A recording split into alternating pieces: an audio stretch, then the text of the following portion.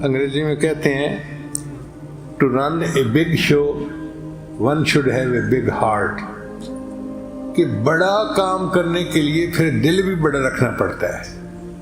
اگر آپ گھر کے ایک اچھے سربراہ بننا چاہتے ہیں، اچھے خامد بن کے وقت گزارنا چاہتے ہیں، تو آپ کو بھی دل بڑا کرنا ہوگا۔ چھوٹی چھوٹی باتوں پہ بچوں کو ڈانٹنا، بیوی کو ڈانٹنا، کرٹیسائز کرتے رہنا، یہ اچھی عادتیں نہیں ہوتی۔ تحمل مزاجی سے آپ کام لیں، آپ کی زندگی کے کام محبت والے ہو جائیں گے، اور آپ کو اپنی اولاد بیوی کی طرف سے بھی محبت کا ریسپانس ملے گا۔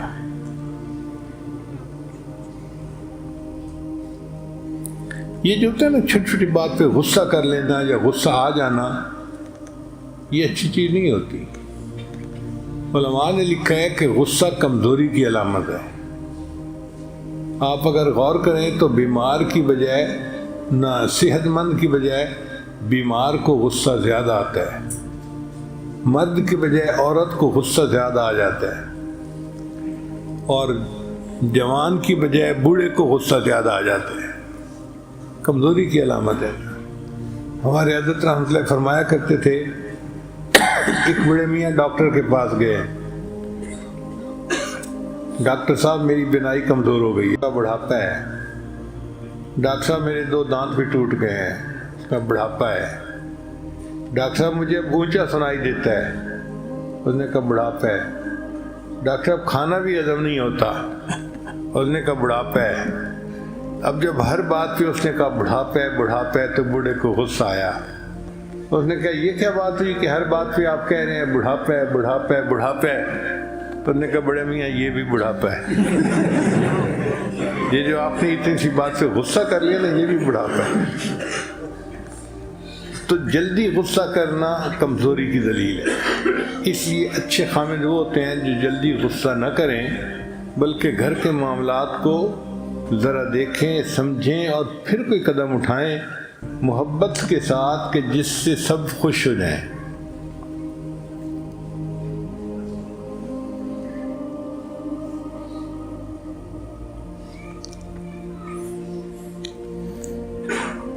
غصے کے اوپر بات چلی تو ایک بات اور سناتا چلوں کہ ہمارے ایک دوست تھے کاروباری، میں ان کے دفتر میں ایک مرتبہ گیا تو انہوں نے اپنی دیوار کے اوپر سامنے والی پہ ایک فقرہ لکھ کے لگایا ہوا تھا، don't lose your temper here, we don't have time to find it for you, کہ یہاں پہ تم غصہ نہ کرو، ہمارے پاس فرصت نہیں کہ ہم اسے آپ کے لیے ڈھونڈ کے لائیں۔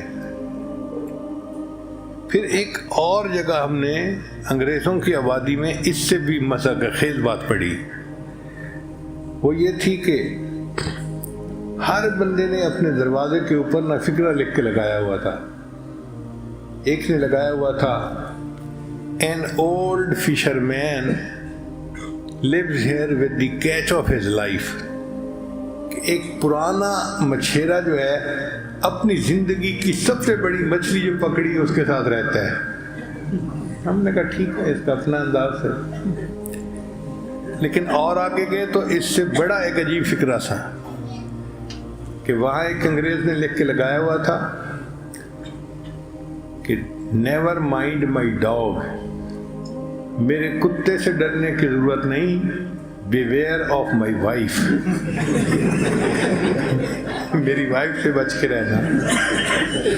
ہم نے کہا بھائی اس کو بیوی نے خوب ستایا ہوگا، اس نے گھر کے دروازے پر اتنا بڑا لکھ کے لگایا ہوا ہے کہ میرے کتے سے ڈرنے کی ضرورت نہیں، میری بیوی سے ذرا محتاط رہنا۔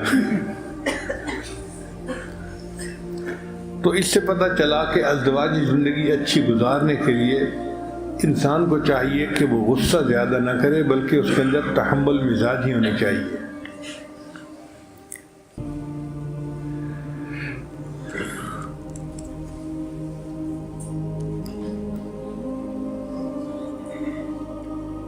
انسانی زندگی ہے، مختلف حالات آ جاتے ہیں، کبھی خوشی کے، کبھی غم کے، کبھی صحت کے، کبھی بیماری کے۔ تو ان حالات میں سے کامیابی کے ساتھ وقت کو گزار لینا، یہی بندے کی اچھائی کی دلیل ہوتی ہے۔ نبی اسلام نے ارشاد فرمایا، خیرکم خیرکم لأہلہی، تم میں سے سب سے بہتر وہ ہے جو اپنے اہل خانہ کے لیے بہتر ہوتا ہے۔ بندے کی اچھائی کا اندازہ اس کے کاروبار سے نہیں لگائیں گے، اس کے دوست یار سے نہیں لگائیں گے، بلکہ اس کی اچھائی کا اندازہ اس بات سے لگائیں گے کہ یہ بیوی بچوں کے ساتھ کیسی زندگی گزارتا ہے۔ اگر اس نے گھر والوں کو خوش رکھا ہوا ہے تو وہ ایک اچھا انسان ہے اللہ کی نظر میں، اور اگر گھر والوں کو خوش نہیں رکھا ہوا تو وہ اچھا انسان نہیں ہے۔ اور نبی صلی اللہ علیہ وسلم نے فرمایا انا خیرکم لأہلی، میں تم میں سے سب سے زیادہ اپنے اہل خانہ کے لیے بہتر ہوں۔ تو نبی علیہ السلام نے اپنی مثال سمجھائی کہ دیکھو میں وقت کا نبی ہوں اور میں تم میں سے سب سے زیادہ اپنے اہل خانہ کے لیے اچھی زندگی گزارنے والا ہوں۔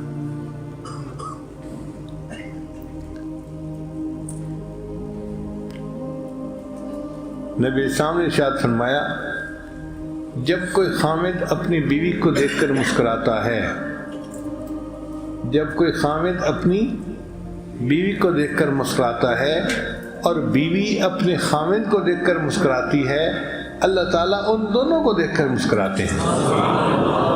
اب آپ بتائیے کہ اللہ کو خوش کرنے کا اس سے آسان طریقہ اور کیا ہو سکتا ہے؟ میاں بیوی کو دیکھ کے مسکرائے، بیوی میاں کو دیکھ کے مسکرائے، اللہ ان دونوں کو دیکھ کر مسکراتے ہیں۔ تو سب سے آسان طریقہ ہے اللہ کو خوش کرنے کا کہ اپنی بیوی بچوں کو خوش رکھیے۔ یہ زندگی ہمیں ملی اسی لیے ہے، اس لیے صحابہ کرام کی زندگیوں کو دیکھیں، نبی علیہ السلام کی زندگی کو دیکھیں تو انہوں نے اپنی بیویوں کو بہت محبت پیار سے رکھا ہوا تھا۔